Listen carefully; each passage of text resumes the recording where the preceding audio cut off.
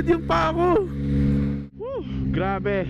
Good morning everyone. As usual, another day, another vlog. Ito talaga sobrang aga. Time check 5:47 AM. So kita nyo naman, halos papaliwanag pa lang. Ewan ko kung anong pumasok sa isip ko, pero gusto ko na talaga mag-ride. For today, ganito kaaga at saka Tuesday morning pupunta tayo ng Marilake. So magpagas muna tayo para dire-diretso na. Tingin ko kaya man ng isang full tank yon, makabalik man lang tayo. 95 full tank. So pagas muna tayo para tuloy-tuloy tayo sa Marilake. Okay na po. Kasi binilang ko na ng microphone tong Insta360 kaysa natutulog lang sa bahay. Tsaka gusto ko na rin talaga ma-compare yung quality, kasi kapag gamit ko yung GoPro 4, malinaw naman daw sabi ng mga kaibigan ko. Ano pa rin parang feeling ko mas sharp yung mga kuha dito, kasi syempre mas bagong lens, ganun. Tapos kung napanood yung mga last vlog ko, ayoko kasi ng Kriga, di ba? Parang lumalawlaw siya, napupunta sa kanan, sa kaliwa, no OC ako. So ngayon, itatry lang din natin, wala nang galawan, hinigpitan ko na yan. Tapos 4-point lock system ko na siya, kumbaga parang 4 na. Dati kasi yung ginagamit ko 3 lang, 2 dito. Ito yung ginagamit kong pangatlo, kasi meron tong strap dito so parang 3. So baka dahil doon kaya lumalawlaw. Ngayon naman parang mas siya, mas mahigpit. So tingnan natin kung after natin bumenking mas maayos siya, then ikip natin yung bag. Kapag hindi, edi palit. Hopefully maayos yung audio at yung video natin, kasi kung hindi, masasayang. Fast forward na tayo sa Marilake. Kita na lang ulit tayo mamaya. Patayin ko muna yung camera. Okay, so nandito na tayo bigla. Ang ganda pala dito sa kaliwa. Ngayon ko lang napansin to May pagka New Zealand Grabe, ang lamig ng hangin. Tapos maganda yung panahon. Saktong-sakto yung alis natin. So tara, enjoy na natin yung Marilake. Tingnan natin kung nag-improve na ba yung riding skills ko, o bumalik sa kabobohan. O baka naging bano ulit. Kasi lately napansin ko tigas ng katawan ko parang natatakot na naman. Hey, let's go. Wow, ginuhitan ako ng tricycle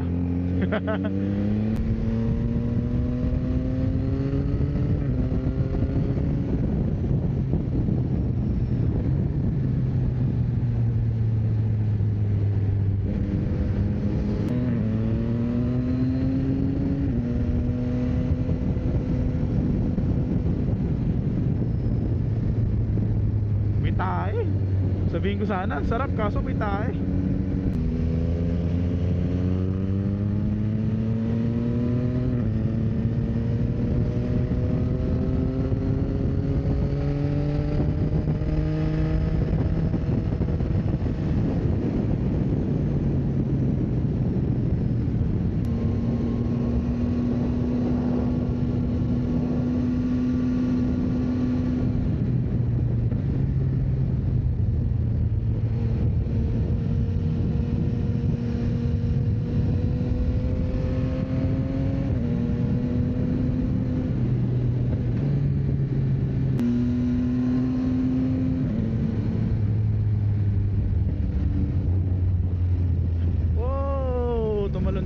Hindi tayo nakapag walang kapit yung gulong, hindi ko na control.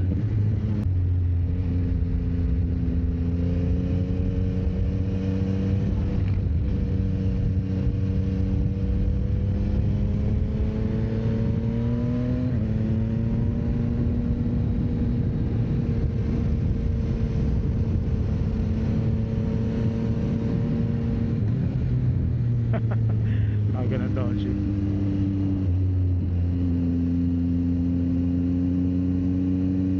Grabe date nila.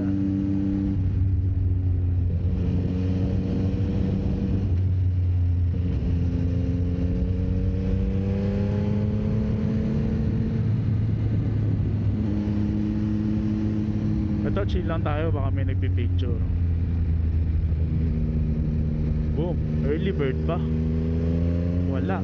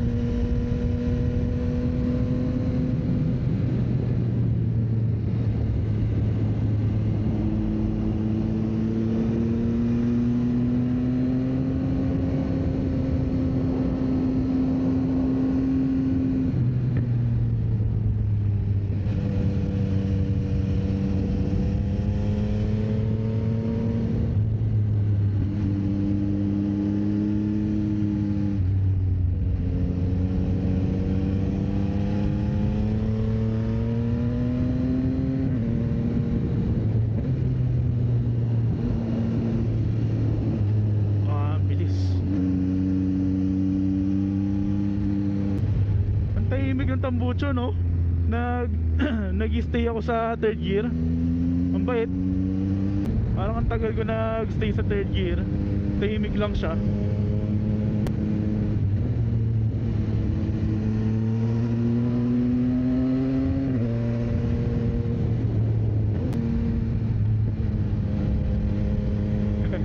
Tenga ko pala ata yun. Bingi na pala.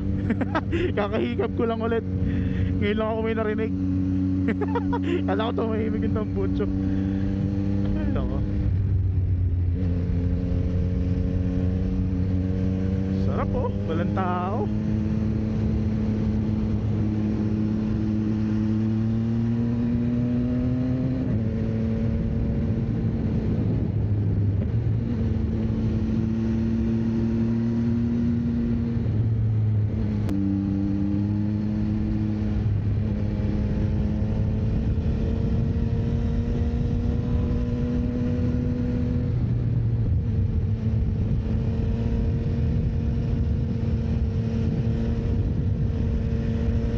Feeling ko ang bagal ko.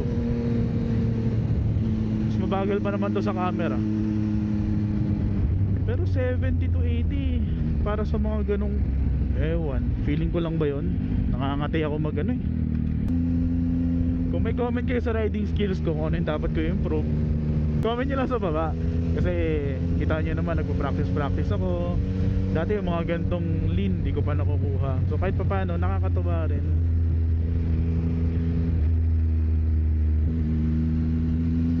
Tapos mabagal pa yung 7, parang yung 75 average eh. O tama lang yun. Baka mamaya ego ko lang yun. Grabe, sarap, lamig. Oh.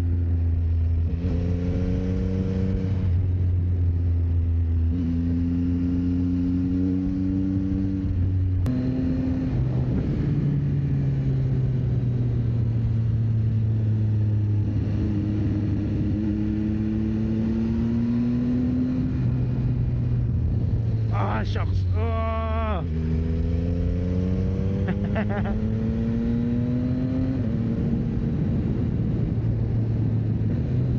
Devil's Corner. Di ate kaya.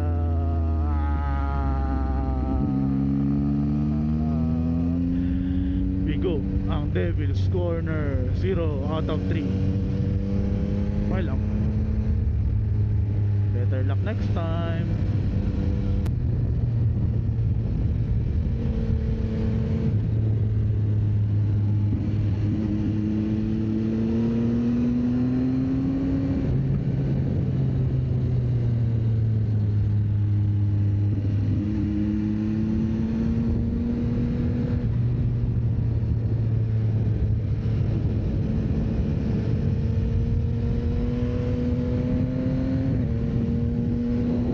Bibingin na naman ako.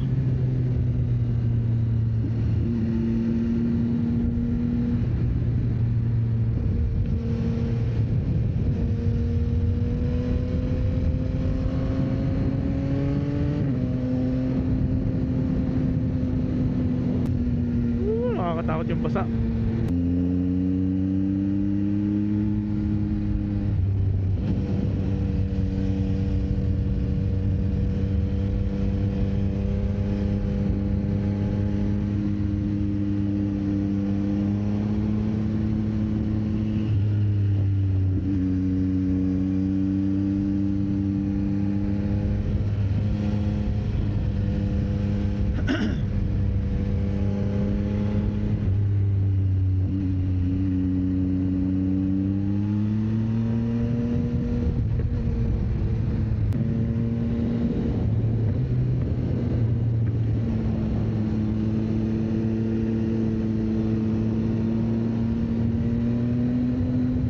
Parang yung third gear pa rin yung sweet spot niya for me eh.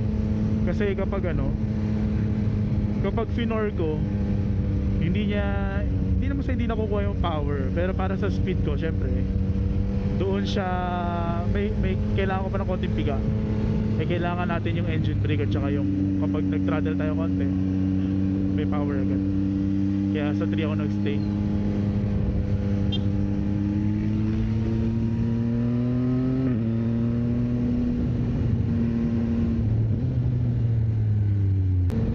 Siguro pabalik gamitin natin yung GoPro ulit para meron tayong 360 versus GoPro 4. Grabe yung layo. Ilang taon na yung GoPro na yun sa akin eh.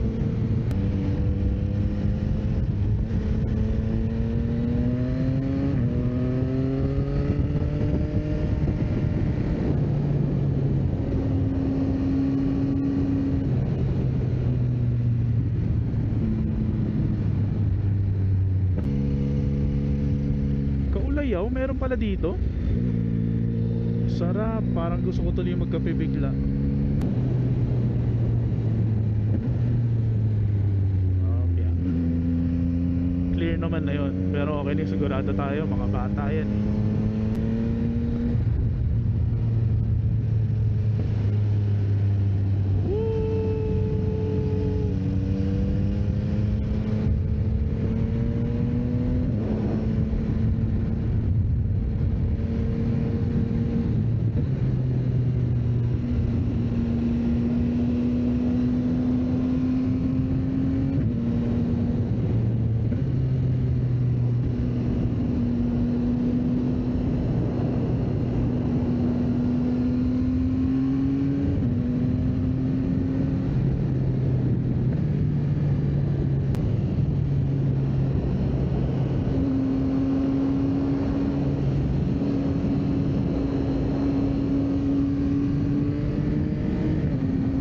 Awkward ng position ko pag pakanan. Pero pag kaliwa parang hindi ko kailangan ipilit eh. Alam nung katawan ko.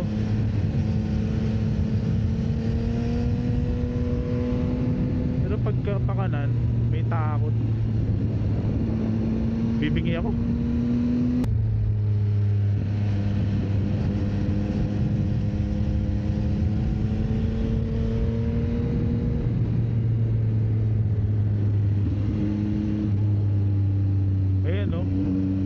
Pag tumigil ako, tatayo ako, tapos dediretso na yung bike, matatakot na ako kasi baka sumalpok na ako, overshoot na.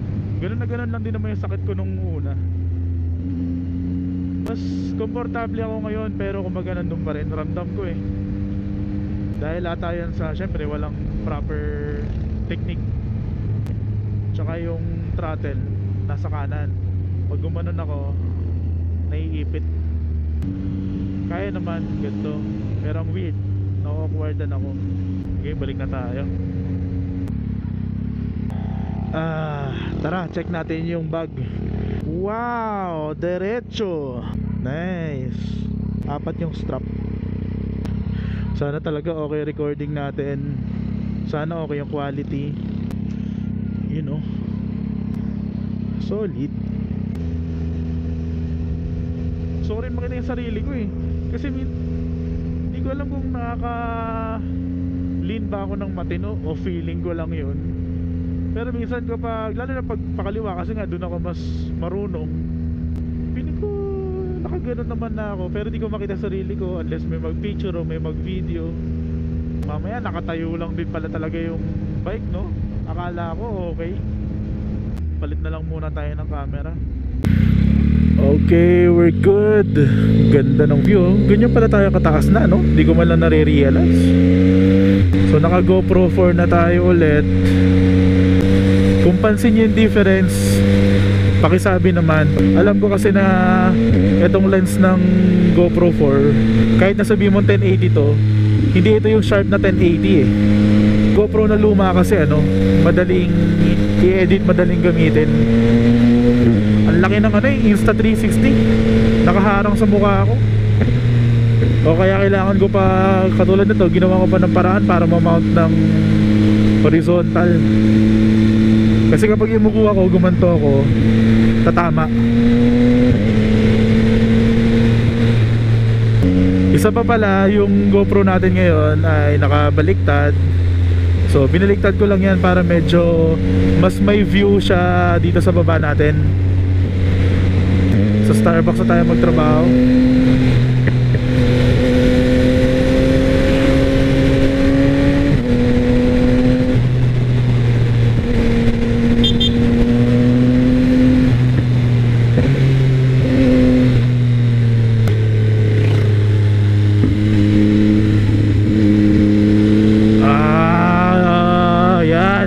ka pa kanan, hayop ka.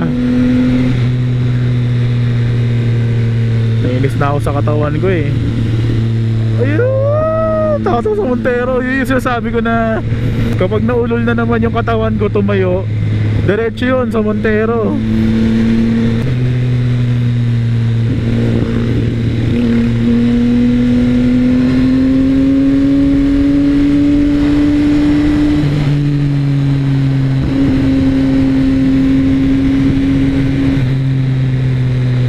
Pagpakanan, sinosobrahan ko na yung katawan ko para nandun talaga lahat ng timbang. Tapos mapicturean ako, no? Sabihin ng mga tao, naka-banking yung katawan. Puso pa naman yun. Uy!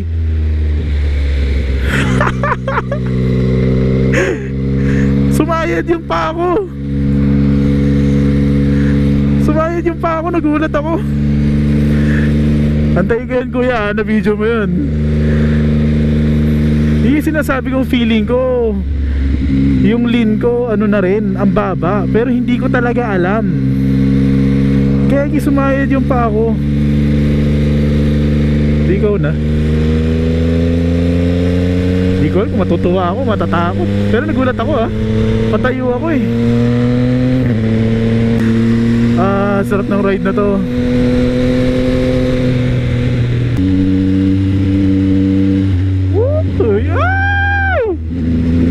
Dami nila.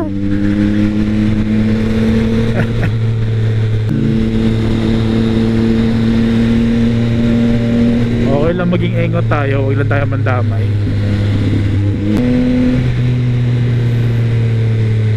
Actually ngayon ko lang din pala talaga nadala tong XSR 900 sa ano, dito. Kasi yung isa inulan kami, hindi naman kami nakapag-ride ng ganito, hindi namin na-enjoy. So ngayon ko lang talaga naramdaman yung handling nitong ano, XSR. Sarap.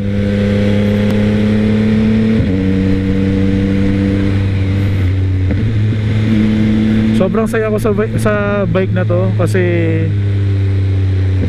ano siya eh, since siguro nga yung itsura niya modern classic or classic, iniisip siguro ng iba parang wala siyang power, pero hindi. MT-09 talaga siya.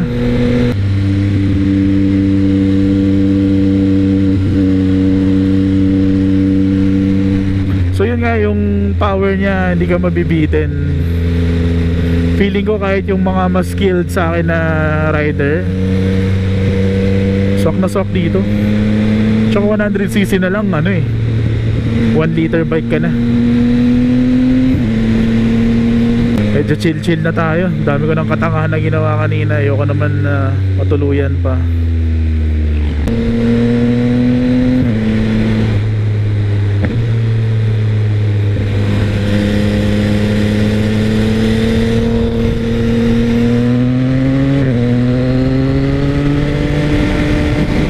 Ayoko na, pagod na ako.